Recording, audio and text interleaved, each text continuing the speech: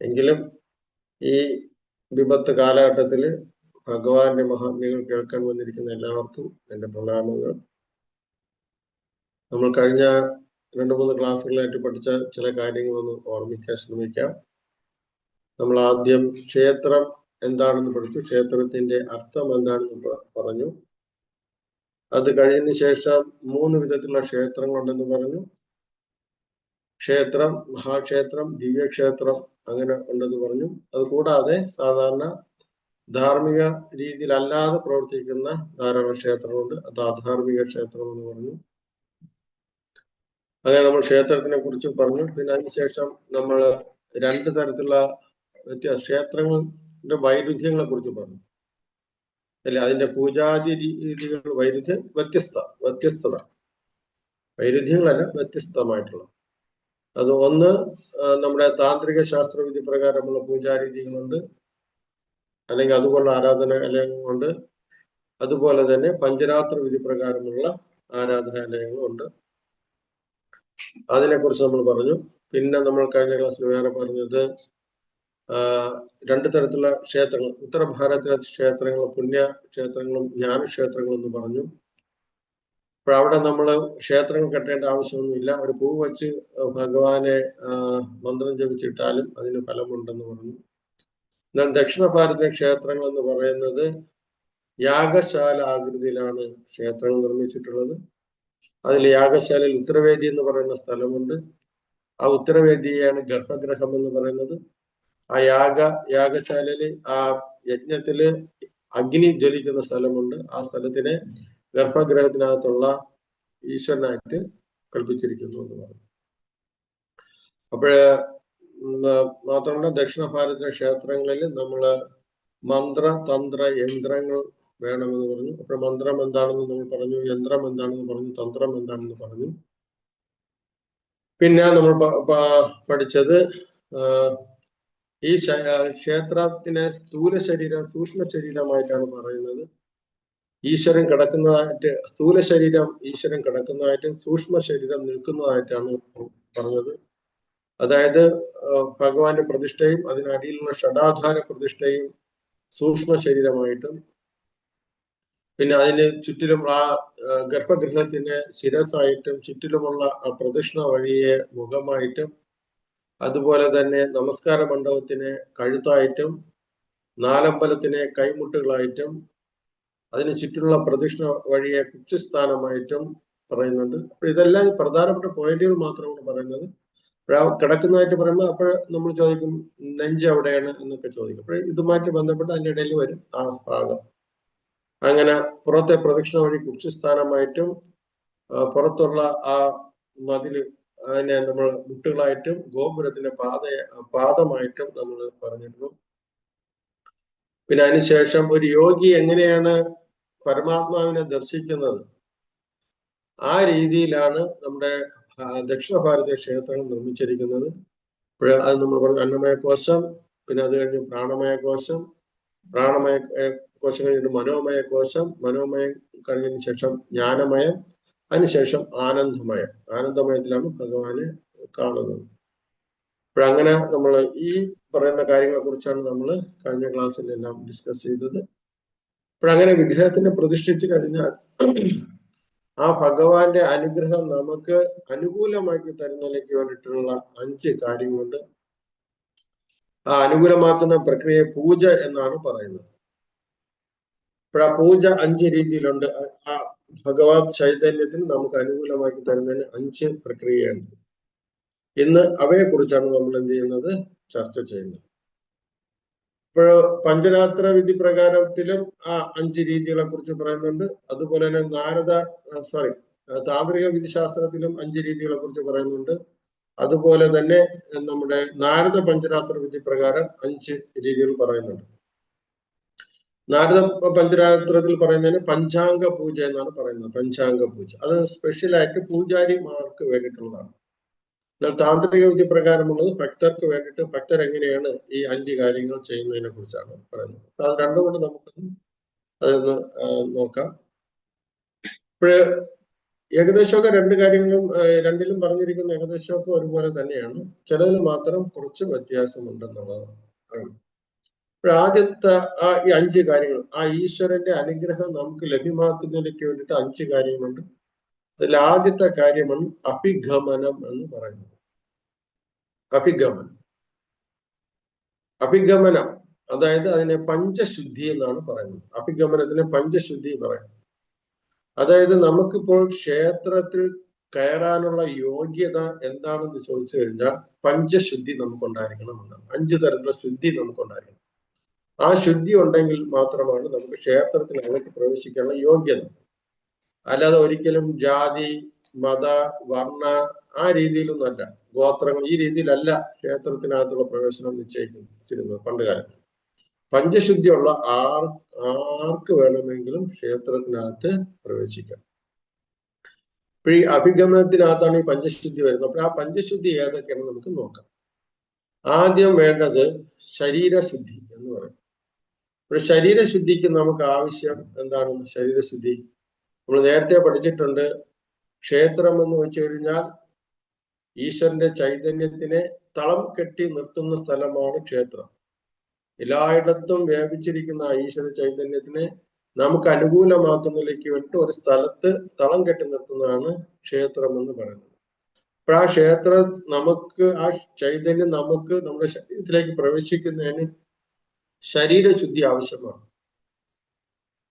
ആ ചൈതന്യം നമ്മുടെ ശരീരത്തിനകത്ത് കയറിയിട്ട് നമ്മുടെ കോശങ്ങളിൽ ഓരോ മാറ്റങ്ങൾ വരുത്തണം. അപ്പോൾ ഈ ശരീരശുദ്ധി എങ്ങനെയാണെന്ന് വെച്ച് കഴിഞ്ഞാൽ കുളിക്കുക. അതായത് ക്ഷേത്രത്തിൽ പ്രവേശിക്കുന്നതിന് നമുക്ക് കുളി ആവശ്യമാണ്. കാര്യം എന്തിനാണെന്ന് വെച്ച് കഴിഞ്ഞാൽ നമ്മുടെ ശരീരത്തിലെ ധാരാളം അഴുക്കുകൾ അങ്ങനെ മൂടപ്പെട്ടിരിക്കും. അപ്പോൾ കുളിച്ചു കഴിയുമ്പോൾ ആ അഴുക്കുകൾ പോകും. അപ്പോൾ ആ ക്ഷേത്ര ചൈതന്യത്തിൽ ആ ചൈതന്യം അല്ലെങ്കിൽ ആ ഭഗവാന്റെ അനുഗ്രഹം നമ്മളിലേക്ക് പ്രവേശിക്കും. അഴുക്ക് തേച്ച് കുളിക്കുക, അല്ലെങ്കിൽ നല്ലവണ്ണം വൃത്തിയാക്കി കുളിച്ചതിന് ശേഷം ക്ഷേത്രത്തിൽ പ്രവേശിക്കുക. അതുകൊണ്ടാണ് പണ്ട് കാലങ്ങളിലൊക്കെ ക്ഷേത്രത്തിന്റെ സമീപത്തിന് കുളമുണ്ടാകും. ഇപ്പോൾ ആളുകൾ കുളിച്ചതിന് ശേഷം നേരെ ക്ഷേത്രത്തിൽ പോകും. ഇന്ന് ഇത് ഇത് താന്ത്രിക വിധി പ്രകാരം പറയുന്ന രീതിയാണ്. അപ്പോൾ ഇന്ന് ആ ക്ഷേത്രങ്ങളൊക്കെ വളരെയധികം ശോചനീയമായ അവസ്ഥയാണ്. പല ക്ഷേത്രങ്ങളിലും കുളങ്ങളെല്ലാം മാലിന്യങ്ങളാണ്. അതുകൊണ്ട് ആളുകളെല്ലാം അവരവരുടെ വീടുകളിൽ കുളിച്ചിട്ടാണ് ക്ഷേത്രത്തിൽ പോകുന്നത്. പക്ഷെ ഇന്നത്തെ ഒരു പ്രശ്നം എന്താണെന്ന് വെച്ച് കഴിഞ്ഞാൽ, ഇത്തിരി ദൂരേക്കുള്ള ആളുകൾ ക്ഷേത്രത്തിലേക്ക് വരുമ്പോൾ ആ റോഡിൽ കൂടെയും വഴികളിൽ കൂടെയും വരുമ്പോഴത്തേക്ക് ആളുകളൊക്കെ കാണും, ശ്രദ്ധിക്കും എന്ന് വിചാരിച്ചിട്ട് അവരെയൊക്കെ ഒന്ന് കാണിക്കാൻ ഇതിനൊക്കെ വേണ്ടിയിട്ട് എന്ത് ചെയ്യും, കുറച്ച് പൗഡറൊക്കെ മുഖത്തൊക്കെ വാരിയിട്ട് ഓയിലൊക്കെ ശരീരത്തിൽ പുരട്ടി ആണ് ക്ഷേത്രത്തിലേക്ക് പോകുന്നത്. അങ്ങനെ പോയി കഴിയുമ്പോൾ നമ്മൾ ആ ശരീരം വീണ്ടും ആ നമ്മുടെ ശരീരത്തിനകത്തേക്ക് പ്രവേശിക്കുന്ന ആ ചെറിയ ആ ഒരു ഇതുണ്ട്. ആ ചൈതന്യം പ്രവേശിക്കാൻ പറ്റുന്ന ആ കോശങ്ങളിലേക്ക് കയറില്ല. കാര്യം അത് മൂടപ്പെട്ടു. അതുകൊണ്ട് എപ്പോഴും ക്ഷേത്രത്തിൽ പോകുമ്പോൾ ഓയിലുകൾ ശരീരത്തിൽ പുരട്ടി പോകാതിരിക്കണം. അതുപോലെ തന്നെ ഈ പറയുന്ന നമുക്കിപ്പോ പ്രത്യേകിച്ച് സ്ത്രീകളൊക്കെ മുഖഭാഗം ആണ് വളരെ ഇതായിട്ട്, അവർക്ക് ആ ഭാഗം മാത്രമാണ്, അതിൽ കൂടെയാണ് ആ ചൈതന്യം പ്രവേശിക്കുന്നത്. അപ്പോൾ എന്താണ് ആ ഭാഗമൊക്കെ നമ്മൾ പൗഡറൊക്കെ ഇട്ട് അടച്ചു കഴിഞ്ഞാൽ പ്രവേശിക്കില്ല. അപ്പോൾ അതൊരു ശ്രദ്ധിക്കേണ്ട കാര്യമാണ്. അപ്പോൾ അതുകൊണ്ട് അതാണ് ഈ കുളങ്ങൾ അടുത്തുള്ളത്. കുളത്തിലാകുമ്പോൾ പിന്നെ അവിടെ ആരും പൗഡർ ഇടുന്നില്ല, കുളിച്ചിട്ട് നേരെ തൊഴുത് ഈശ്വരനെ കാണാൻ വേണ്ടി പോകും. ശരീരശുദ്ധി ആവശ്യമാണ്. കാര്യം നമ്മുടെ ബോഡിക്ക് വേണ്ടിയിട്ട് ഉപയോഗിക്കുന്ന പലതും കെമിക്കലും ചേർന്നതാണ്. അപ്പോൾ അത് നമ്മുടെ ശരീരത്തിന് അശുദ്ധിയാണ്. കുളിച്ചിട്ട് പ്രയോജനമുണ്ടാകില്ല. വീണ്ടും അശുദ്ധമായ വസ്തുക്കൾ നമ്മൾ ശരീരത്തിൽ തേക്കുകയാണ് ചെയ്യുന്നത്. പെർഫ്യൂം ആയിരുന്നാലും അതുപോലെ മറ്റ് ആർട്ടിഫിഷ്യൽ ആയിട്ടുള്ള മറ്റു സാധനങ്ങളല്ല. അപ്പോൾ നമ്മൾക്ക് ഒരു വിചാരം വേണം, ഞാൻ ഈശ്വരനെയാണ് കാണാൻ പോകുന്നത് എന്നുള്ള വിചാരമാണ്. ബാക്കി നമുക്ക് എന്തൊക്കെ ഡെക്കറേഷൻ ഇതൊക്കെ നമുക്ക് ചെയ്യാം. പക്ഷെ ക്ഷേത്രത്തിലാകരുത്, പുറത്ത് ആകാം. ക്ഷേത്രത്തിൽ പോകുമ്പോൾ ഞാൻ ഭഗവാനെയാണ് കാണാൻ പോകുന്നത്. ഭഗവാന്റെ ആ ചൈതന്യം, ആത്മീയ ചൈതന്യം എന്നിൽ പ്രവേശിക്കണം, എനിക്ക് അതിൽ കൂടെ ആനന്ദം കിട്ടണം എന്നുള്ള വിചാരത്തിൽ വേണം നമ്മൾ പോവേണ്ടത്. അതുകൊണ്ടാണ് ഈ കാര്യങ്ങൾ ഒഴിവാക്കുന്നത്. അപ്പോൾ ശുദ്ധി വേണം നമുക്ക് ക്ഷേത്രത്തിൽ പോകുന്നത്. അതിനോടൊപ്പം തന്നെ ശരീരശുദ്ധിയോടൊപ്പം തന്നെ വേറെ ഒരു കാര്യമാണ് വസ്ത്രശുദ്ധി എന്ന് പറയുന്നത്. വസ്ത്രത്തിൽ നമുക്ക് ശുദ്ധി വേണം. അതായത് എപ്പോഴും നനച്ചിട്ട് ഉള്ള നനഞ്ഞ വസ്ത്രമല്ല, നനച്ചിട്ട് കഴുകിയതിന് ശേഷമുള്ള ആ വസ്ത്രം ആണ് ഇട്ടുകൊണ്ട് പോകേണ്ടത്. വസ്ത്രം നമ്മൾ ആഹാരം കഴിച്ച വസ്ത്രം ഇട്ടുകൊണ്ട് ക്ഷേത്രത്തിൽ പോകാൻ പാടില്ല. അല്ലെങ്കിൽ വേറെ എന്തെങ്കിലുമൊക്കെ കിടന്നിട്ട് നമ്മൾ ക്ഷേത്രത്തിൽ ആ വസ്ത്രം ഇട്ടുകൊണ്ട് ക്ഷേത്രത്തിൽ പോകാൻ പാടില്ല. വളരെ ക്ലീൻ ആയിരിക്കണം വസ്ത്രം, അതായിരിക്കണം. പിന്നെ വസ്ത്രങ്ങള് രക്തക്കറ അങ്ങനെയൊക്കെ ഉള്ളതൊന്നും ഇട്ടുകൊണ്ട് ക്ഷേത്രത്തിൽ പ്രവേശിക്കാനേ പാടില്ല. പിന്നെ ഉള്ള ഒരു പ്രത്യേകത എന്താണെന്ന് വെച്ച് കഴിഞ്ഞാൽ വളരെ ലൈറ്റ് കളർ ആണ് ഏറ്റവും അനുയോജ്യമായിട്ടുള്ളത്. മഞ്ഞ, കാവി, വെളുപ്പ് ഈ വസ്ത്രങ്ങളാണ്. ഡാർക്ക് വസ്ത്രങ്ങൾ വളരെയധികം ദോഷം ചെയ്യും. കാര്യം എന്താണെന്ന് വെച്ച് കഴിഞ്ഞാൽ നമ്മുടെ ശരീരത്തില് ശാസ്ത്രീയപരമായി പറയുന്നതെന്ന് വെച്ച് കഴിഞ്ഞാൽ GDV ടെക്നോളജി ഉപയോഗിച്ച് നോക്കിക്കഴിഞ്ഞാൽ ഈ ഡാർക്ക് വസ്ത്രം ഇട്ട് കഴിഞ്ഞാൽ അവരുടെ ശരീരത്തിൽ ഓറ റെഡ് കളറായിരിക്കും. ലൈറ്റ് കളർ ഇട്ട് കഴിഞ്ഞാൽ അവരുടെ ശരീരത്തിലെ ഓറ വെള്ള കളറായിരിക്കും. അപ്പോഴേ ആ ക്ഷേത്രത്തിനകത്തുള്ള ചൈതന്യം നമ്മളുമായിട്ട് യോജിക്കണമെങ്കിൽ ലൈറ്റ് കളറാണ് യോജിക്കുന്നത്. ഡാർക്ക് കളർ ഇട്ട് കഴിഞ്ഞാൽ യോജിക്കില്ല. പിന്നെ അതുപോലെ തന്നെ വസ്ത്രത്തില് വളരെയധികം മിനുക്കുകളും ഗ്ലാസുകൾ വെച്ച് പിടിപ്പിച്ച വസ്ത്രങ്ങൾ, ഇങ്ങനെയൊക്കെ ധാരാളം ആർഭാടപരമായിട്ടുള്ള വസ്ത്രങ്ങളുണ്ട്. ഈ വസ്ത്രങ്ങൾ ഇട്ടുകൊണ്ട് നമ്മൾ താന്ത്രിക വിധി പ്രകാരം ക്ഷേത്രങ്ങളിൽ പ്രവേശിക്കാതിരിക്കുന്നതാണ് നല്ലത്. പിന്നെ വളരെ ശ്രദ്ധിക്കേണ്ട ഒരു കാര്യം, നമ്മൾ വസ്ത്രം ഉടുക്കത്ത് പോകുമ്പോൾ മറ്റുള്ളവരെ എന്നെ ആകർഷിക്കണം എന്നുള്ളൊരു വിചാരം ഒരിക്കലും ഉണ്ടാകാൻ പാടില്ല. ഞാൻ നല്ല പുതിയ വസ്ത്രം വാങ്ങിച്ചു, ഇനി മറ്റുള്ളവരൊക്കെ എന്റെ ആ വസ്ത്രം കണ്ടിട്ട് ചോദിക്കട്ടെ എന്നുള്ള വിചാരം. ആ ക്ഷേത്രത്തിൽ പോകുമ്പോൾ കുറെ പേര് കാണും, അങ്ങനെ ചോദിക്കട്ടെ, ആ ഒരു മെന്റാലിറ്റി നമ്മൾ വെച്ചു പുലർത്തി ക്ഷേത്രത്തിൽ പോകാതെ ഇരിക്കുക. എന്നിട്ട് നമ്മളവിടെ കാണാൻ പോകുന്നത് ഈശ്വരനെയാണ്. ആ ഈശ്വരന്റെ കാരുണ്യം നമുക്ക് കിട്ടുന്നതിലേക്ക് വേണ്ടിയിട്ടാണ് പോകുന്നത്. അപ്പോൾ ആ ഒരു നല്ല സദുദ്ദേശമാണ് നമുക്ക് എപ്പോഴും വേണ്ടത്. എന്നാൽ നമ്മുടെ നോർത്ത് ഇന്ത്യയിലൊക്കെ ചെന്ന് കഴിഞ്ഞാൽ അങ്ങനെയല്ല. നോർത്ത് ഇന്ത്യയിൽ അവിടെ എല്ലാവരും വളരെ കളർഫുൾ ഡ്രസ്സ് ഇട്ടൊക്കെയാണ് ക്ഷേത്രത്തിൽ പോകുന്നത്. കാര്യം അവരുടെ മനസ്സിൽ വേറൊരു വിചാരമാണ്. രാഗാനുഗ ഭക്തരെ ആണ് അവര്. കാര്യം വൃന്ദാവനത്തിലൊക്കെ നമ്മൾ നോക്കിക്കഴിഞ്ഞാൽ അവിടെയൊക്കെ ഉള്ള സ്ത്രീജനങ്ങൾ വളരെയധികം കളർഫുൾ ഡ്രസ്സുകളും നിറച്ചും വളകളും വളരെയധികം അണിഞ്ഞൊരുങ്ങിയാണ് പോകുന്നത്. കാര്യം അവരുടെ ലക്ഷ്യം എന്തെന്ന് വെച്ച് കഴിഞ്ഞാൽ അവരുടെ ശരീരത്തെ മറ്റുള്ളവർക്ക് ഇങ്ങനെ കാണിച്ച് ആകർഷിക്കുന്നതല്ല. അവർ വിചാരിക്കുന്നത് എത്രയും മനോഹരമായിട്ട് പോകുമ്പോൾ ഭഗവാൻ കൃഷ്ണൻ വളരെയധികം സന്തോഷവാനാകും, കൃഷ്ണനെ പ്രീതിപ്പെടുത്തുന്നതിലേക്ക് വേണ്ടിയിട്ടാണ് അവര് അത് ചെയ്യുന്നത്. പണ്ട് ഭഗവാൻ അവതരിച്ചിരുന്ന സമയത്ത് ഗോകുലത്തിലെ ഗോപികമാരെല്ലാരും ഭഗവാനെ സന്തോഷപ്പെടുത്തുന്നതിലേക്ക് വേണ്ടിയിട്ട് അവർ വളരെയധികം അണിഞ്ഞൊരുങ്ങി പോകും. ആ ഒരു ഭാവത്തിലാണ് നോർത്ത് ഇന്ത്യയിലെ മിക്ക ആൾക്കാരും ചെയ്യുന്നത്. പക്ഷെ ദക്ഷിണ ഭാരതത്തിൽ കുറച്ച് വ്യത്യാസമുണ്ട്. ദക്ഷിണ ഭാരതത്തിൽ ഈ രീതിയിലാണ് പറയുന്നത്. ഓക്കെ, അത് അവരവരുടെ മനസ്സിന്റെ ഇതും കൂടെ നോക്കിയിട്ട് അവർ പ്രവർത്തിക്കുക. അപ്പോൾ അതാണ് നമ്മുടെ ശരീരശുദ്ധി ആദ്യം കുളിച്ചിട്ട് ക്ഷേത്രത്തിൽ പോവുക. അതുപോലെ തന്നെ വസ്ത്രശുദ്ധി നമുക്ക് ആവശ്യമാണ്. ഓക്കെ, പിന്നെ അതിൽ നമ്മുടെ നാരദ പഞ്ചരാത്ര വിധി പ്രകാരം അഭിഗമനം എന്ന് പറയുന്നത് പൂജാരിക്ക്, പ്രത്യേകിച്ച് പൂജാരിക്ക് വേണ്ടിയിട്ടാണ് അത് പറയുന്നത്. അഭിഗമനം അതായത് ഇത് പറഞ്ഞ പോലെ തന്നെ ശരീരശുദ്ധി വേണം. ഒരു പൂജാരി ഭഗവാനെ ഭഗവത് ക്ഷേത്രത്തിൽ കയറി ഭഗവാനെ ഉണർത്തുന്നതിന് മുമ്പ് അദ്ദേഹം ഇതിരിക്കണം, ശരീരശുദ്ധി വരുത്തിയിരിക്കണം. അതായത് സ്നാനം ചെയ്യണം, കുളിക്കണം.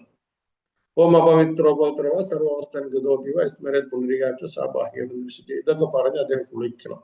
അതുപോലെ തന്നെ വസ്ത്രശുദ്ധിയും വേണം. എന്നിട്ട് വേണം അദ്ദേഹം വിഗ്രഹത്തിനെ ഉണർത്താൻ പോകേണ്ടത്. അതാണ് പൂജാതി രീതികൾ, നാരദ പഞ്ചരാത്ര വിധി പ്രകാരമുള്ള പൂജാ രീതിയിൽ പറയുന്ന അഭിഗമനം. ഓക്കെ, എന്നാൽ പഞ്ചരാത്ര വിധി പ്രകാരമുള്ള അഭിഗമനമാണ് നമ്മൾ നേരത്തെ പറഞ്ഞത്. രണ്ടിലും ഒരുപോലെ തന്നെ, രണ്ടിലും ശരീരശുദ്ധിയും പറയുന്നുണ്ട്, വസ്ത്രശുദ്ധിയും പറയുന്നുണ്ട്. ഒന്ന്, നമ്മളുടെ ഭക്തര് ആ ക്ഷേത്രത്തിൽ പോകുന്ന രീതിയെ കുറിച്ച് പറയുന്നു. പഞ്ചരാത്ര വിധിയിൽ പറയുന്നത്, നാരദ പഞ്ചരാത്രത്തിൽ ഒരു പൂജാരി എങ്ങനെയാണ് ഭഗവാനെ സമീപിക്കുന്നത് ആ രീതിയിലുള്ള കാര്യം പറയുന്നു. ഓക്കെ, രണ്ടാമത്തെ ശുദ്ധിയാണ് മനഃശുദ്ധി എന്ന് പറയുന്നത്. കാര്യം നമ്മൾ ക്ഷേത്രത്തിൽ പ്രവേശിക്കുമ്പോഴത്തേക്കും നമ്മുടെ മനസ്സ് ശുദ്ധമായിരിക്കണം. അപ്പോൾ അതിന് വേണ്ടിയിട്ടുള്ള വഴിയാണ് ഭഗവാന്റെ നാമം സ്മരിക്കുക, ഭഗവാന്റെ ലീലകൾ സ്മരിക്കുക, ഭഗവാന്റെ രൂപത്തിനെ സ്മരിക്കുക. ഇങ്ങനെ സ്മരിച്ചുകൊണ്ടാണ് നമ്മൾ പോകേണ്ടത്. പിന്നെ ഒരു സ്മരണം വേണ്ടത്, ഞാൻ പ്രവേശിക്കുന്നത് ഭഗവാന്റെ ശരീരത്തിലേക്കാണ് പ്രവേശിക്കുന്നത്. ക്ഷേത്രം എന്ന് വെച്ച് കഴിഞ്ഞാൽ നമ്മൾ പറഞ്ഞു ഭഗവാന്റെ ശരീരമാണ്. ഭഗവാന്റെ ശരീരം കിടക്കുന്നതായിട്ടാണ് സ്ഥൂല ശരീരം സങ്കല്പിച്ചിരിക്കുന്നത്. അപ്പോൾ ഞാൻ പ്രവേശിക്കുന്നത് ഭഗവാന്റെ ശരീരത്തിലേക്കാണ് എന്ന് മനസ്സിൽ നമ്മൾ വിചാരിക്കണം.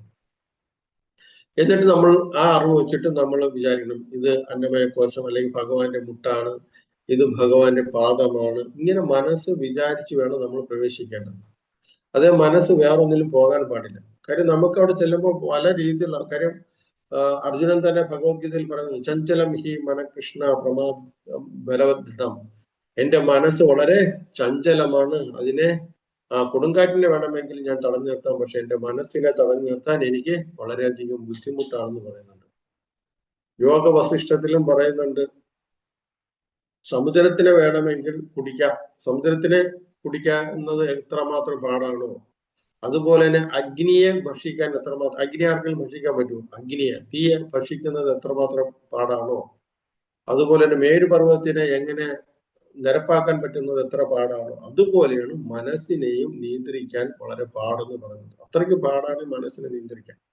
നമ്മൾ ഇങ്ങനെയൊക്കെ പറഞ്ഞാലും മനസ്സ് പല രീതിയിലേക്കും ചലിക്കും. നമ്മൾ ക്ഷേത്രത്തിൽ പോകുമ്പോഴത്തേക്ക് പല ആളുകളെയും മനസ്സിൽ കാണും, കുറെ ആളുകളെ കാണുമ്പോഴത്തേക്ക് നമുക്ക് മനസ്സിൽ പല പല രീതികൾ വരും, പല പല ചിന്തകളുണ്ടാകും, ഇങ്ങനെയൊക്കെ ഉണ്ടാകും, സ്വാഭാവികമായിട്ട് അതുണ്ടാകും. അതാണ് പറഞ്ഞത്. അതുകൊണ്ട് ആ മനസ്സിന് അങ്ങനെ മാറാതിരിക്കാൻ വേണ്ടി ആദ്യമേ നമ്മൾ ചിന്തിക്കേണ്ടത്, ഞാൻ ഈശ്വരന്റെ ശരീരത്തിലേക്ക് പ്രവേശിച്ചു, ആ ഈശ്വരന്റെ നാമം രൂപത്തിന് നമ്മൾ സങ്കല്പിക്കണം, നാമത്തിനെ സങ്കല്പിക്കണം, ഇതൊക്കെ മന്നം ചെയ്തുകൊണ്ട് നമ്മൾ പ്രവേശിക്കണം. അപ്പോൾ മനസ്സ് കാര്യം നമ്മുടെ പിന്നെ മനസ്സ് നല്ലതും ചീത്തമായ കാര്യങ്ങളിലേക്ക് മനസ്സ് പോകും അല്ലേ. എപ്പോഴും നല്ല കാര്യങ്ങൾ മാത്രം ഉണ്ടാകണമെന്നില്ല, ചീത്തമായ കാര്യങ്ങളും വരും. മനസ്സിലുണ്ടാകുന്ന വേറൊരു പല പല കാര്യങ്ങളാണ് നമുക്ക് ഉണ്ടാകുന്നത്. എന്താണ്? നല്ല കാര്യങ്ങൾ ഉണ്ടാക്കാൻ വേണ്ടി ശ്രമിക്കുക. നമുക്ക് ബഹുമാനം അവിടെ വരുന്ന ഭക്തരോട് നമുക്ക് ബഹുമാനം ഉണ്ടായിരിക്കുക, ബഹുമാനം വേണം. കാര്യം നമ്മൾ വിചാരിക്കണം, ഈ ക്ഷേത്രത്തിലൊക്കെ ഈ ആളുകൾ വരണമെങ്കിൽ അവർ മുൻജന്മ സുഹൃതം ചെയ്തിട്ടുള്ളവരാണ്, ഒരു ഭാഗ്യവാന്മാരാണ്. മാത്രമല്ല കൂടാതെ ചിലപ്പോൾ ഭഗവാനെ കാണാൻ ദേവന്മാരും ഗന്ധർവന്മാരും പലരും മനുഷ്യവേഷത്തിൽ വന്നവരായിരിക്കും. അതുകൊണ്ട് ആ ഒരു ബഹുമാന രീതിയിൽ വേണം നമ്മൾ എല്ലാവരെയും കാണേണ്ടത്. അതുപോലെ തന്നെ ദയ, കാരുണ്യം വേണം. നമ്മളിപ്പോൾ വരിയിൽ നിൽക്കുമ്പോഴത്തേക്ക് വേറൊരാള് നമ്മൾ ഇടിച്ച് കയറി ഫ്രണ്ടിൽ വന്നിരിക്കും, ഉടനെ നമ്മൾ എന്താ ചെയ്യണം? അവരെ തള്ളി മാറ്റിയിട്ട് ഞാനാണ് ഫ്രണ്ടിൽ നിൽക്കണമെന്ന് പറയണം. അങ്ങനെ ബഹളം ഉണ്ടാക്കാൻ പാടില്ല. ആരെങ്കിലും അങ്ങനെ വയസ്സായ ആളുകൾ എന്തെങ്കിലുമൊക്കെ കാണിക്കുന്നത് ആണെങ്കിൽ നമുക്ക് പറ്റുമെങ്കിൽ മാറിക്കൊടുത്ത് അവർക്ക് ആദ്യത്തെ ഒരു ചാൻസ് കൊടുക്കണം. അപ്പൊ അവരോട് ദയ കാണിക്കണം, അതുപോലെ തന്നെ കരുണ കാണിക്കണം. ഈ പ്രവൃത്തികൾ നമ്മൾ ക്ഷേത്രത്തിനകത്ത് വെച്ച് ചെയ്യുമ്പോൾ ആര് നമ്മളെ കാണുന്നുണ്ട്? ഭഗവാൻ കാണുന്നുണ്ട്. ഭഗവാൻ വിഗ്രഹ രൂപത്തില് ഗർഭഗൃഹത്തിൽ മാത്രമല്ല ഇരിക്കുന്നത്. നമ്മൾക്കിപ്പൊ നമ്മളെ മുമ്പിൽ ഒരാൾ വന്നാൽ മാത്രമേ നമുക്ക് കാണാൻ പറ്റുള്ളൂ. ഭഗവാൻ അങ്ങനെയല്ല, ഭഗവാൻ എല്ലായിടത്തും നിറഞ്ഞു നിൽക്കുന്നുണ്ട്. അപ്പൊ ആ ക്ഷേത്രത്തിൽ ആരൊക്കെ വരുന്നു, അവിടെ എന്തെല്ലാം പ്രവൃത്തികൾ നടക്കുന്നു എന്ന് ആ ഗർഭഗൃഹത്തിൽ ഇരിക്കുന്ന ഭഗവാൻ എല്ലാം കാണാം. ഏതുപോലെയാണെന്ന് വെച്ച് കഴിഞ്ഞാൽ ധൃതരാഷ്ട്രർക്ക് ഈ എന്താണ് കുരുക്ഷേത്ര യുദ്ധം മുഴുവൻ കാണാൻ സഞ്ജയനിലൂടെ കാണാൻ കഴിഞ്ഞത്, അതുപോലെ ഭഗവാനെ അവിടെ നടക്കുന്ന എല്ലാ കാര്യങ്ങളും കാണാം. അതുകൊണ്ട് നമുക്ക് മനസ്സിൽ ഈ ബഹുമാനം ഉണ്ടായിരിക്കണം, എല്ലാവരോടും കരുണാഭാവം ഉണ്ടായിരിക്കണം, ദയ ഉണ്ടായിരിക്കണം, സ്നേഹം ഉണ്ടായിരിക്കണം. ഈ ഒരു പോസിറ്റീവ് ചിന്ത നമുക്ക് ക്ഷേത്രത്തിനകത്ത് ഉണ്ടാക്കിയെടുക്കണം. അതല്ല മറിച്ച് നമ്മൾ ക്ഷേത്രത്തിനകത്ത് പ്രവേശിക്കുമ്പോൾ കാണാൻ നമുക്ക് ഇഷ്ടമില്ലാത്ത ആളുകൾ അവിടെ നിൽക്കുന്നു. അപ്പോൾ അവരോട് വിരോധം, അസൂയ. അല്ലെ വേറൊരാള് നല്ല ഡ്രസ്സ് ഇട്ടിരിക്കുന്നു, അപ്പൊ എനിക്ക് അത്തരത്തിലുള്ള ഡ്രസ്സ് ഇല്ലല്ലോ. വേറൊരാള് നല്ല നല്ല ആഭരണങ്ങൾ അണിഞ്ഞിരിക്കുന്നു, അയ്യോ എനിക്ക് അങ്ങനത്തെ ആഭരണം. ഇങ്ങനെ ഓരോന്നും കണ്ട് നമ്മുടെ മനസ്സിൽ തോന്നാൻ പാടില്ല. ചിലവരങ്ങനെയല്ല, ഇഷ്ടംപോലെ ആഭരണങ്ങൾ ഇതെല്ലാം അണിയിച്ചിട്ട് ക്ഷേത്രത്തിനകത്ത് പ്രവേശിക്കുമ്പോൾ അവർക്ക് എന്താണ് ഒരു അഹങ്കാരം ഉണ്ടാകും. അപ്പോൾ അതൊന്നും പാടില്ല. പിന്നെ ദേഷ്യം ഉണ്ടാകാൻ പാടില്ല, അസൂയ ഉണ്ടാകാൻ പാടില്ല. ഇതൊക്കെ മനസ്സിലുണ്ടായി കഴിഞ്ഞാൽ നമ്മുടെ എന്താണ് നെഗറ്റീവ് ചിന്തയാണ്. ഈ നെഗറ്റീവ് ചിന്ത ഉണ്ടായിക്കഴിഞ്ഞാൽ നമ്മുടെ നേരത്തെ പറഞ്ഞെടുത്ത് നമ്മുടെ ചുറ്റിലും ഒരു പ്രകാശ വലയുണ്ട്. ആ പ്രകാശ വലയം എന്തായി മാറും? റെഡായി മാറും. ആ റെഡായി കഴിഞ്ഞാൽ നമ്മുടെ അതിനകത്തിരിക്കുന്ന ഈശ്വര ചൈതന്യമായിട്ട് നമുക്ക് മേച്ചാൻ പറ്റില്ല, നമുക്ക് ഒരു പ്രയോജനവും ഉണ്ടാകും. അതേസമയം പോസിറ്റീവ് ചിന്തയാണ് ഉണ്ടെങ്കിൽ നമുക്ക് എല്ലാവരോടും സ്നേഹം, എല്ലാവരോടും ബഹുമാനം, എല്ലാവരോടും ദയ, കാരുണ്യം, ഈ ഒരു മനസ്സുണ്ടെങ്കിൽ നമുക്ക് എന്താണ് നമുക്ക് നമ്മുടെ ശരീരത്തിന്റെ ഓറയും ഈശ്വര ചൈതന്യത്തിന്റെ ഓറയും മാറ്റി ചേരും, നമുക്കൊരു ആനന്ദം ഉണ്ടാകും. അതാണ് മനഃശുദ്ധി എന്ന് പറയുന്നത്. പിന്നെ ഉള്ളത് വാക്ക് ശുദ്ധി വേണം.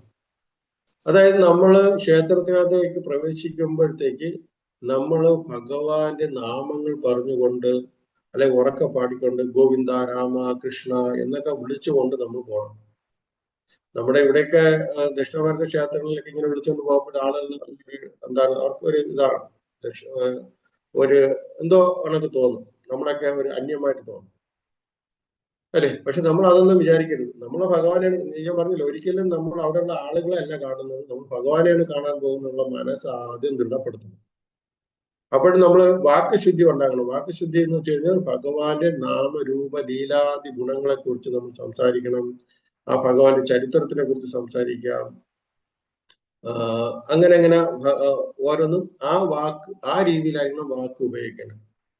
അതല്ലാതെ ക്ഷേത്രത്തിനകത്ത് കയറിയിട്ട് പരദൂഷണം അല്ലെങ്കിൽ ഗ്രാമ്യ കഥകള് ആരെങ്കിലും പരിചയമുള്ളവരെ കാണുമ്പോഴത്തേക്ക് ഉടനെ പറയും, നീ അറിഞ്ഞോ ദാമോദരന്റെ മകള് വേറൊരുത്തന്റെ ഇറങ്ങി ഓടി, അല്ലെങ്കിൽ വേറൊരാൾക്ക് ഇന്നത് സംഭവിച്ചു, അത് സംഭവിച്ചു, ഇങ്ങനെയൊക്കെ ഓരോന്നും ഗ്രാമ്യ കഥകൾ ഒരിക്കലും ക്ഷേത്രത്തിനകത്ത് പറയാൻ പാടില്ല.